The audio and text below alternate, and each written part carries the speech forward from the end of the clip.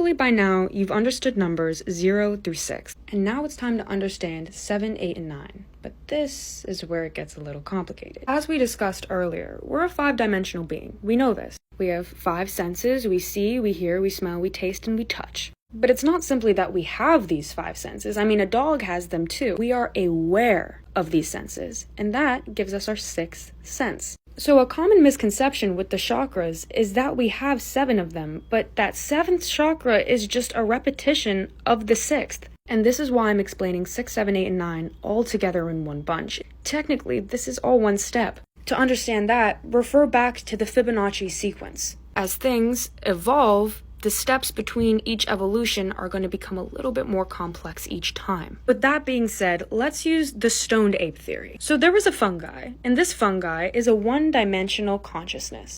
It's a one-dimensional consciousness because it doesn't need to be aware of a polarized existence. Now, a monkey, on the other hand, prior to eating this 1D consciousness, is not aware of its existence. It lives and it dies, but it doesn't know that it's doing this. But at some point, you can imagine almost sort of an endosymbiotic theory, that we just randomly ate a mushroom as a monkey, and we were like, oh my god, understanding.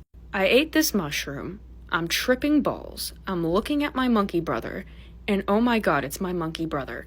I was born with this dude. I remember being a baby with this dude, and we've survived all of this together. There's just this thing flowing through me, and I don't know how to, what am I gonna, that's a terrible explanation, but then you have to communicate that. You start being aware of things, and it's like, what else are you going to do but figure out a way to communicate your awareness now? Think about the realization that so many people come to when they do psychedelics. How often does it have to do with life and death? That's the polar that you're experiencing as a human. You are fully aware that you're born and one day you will no longer be here. So you need to evolve your own ways of communicating, of being innate with yourself, of surviving.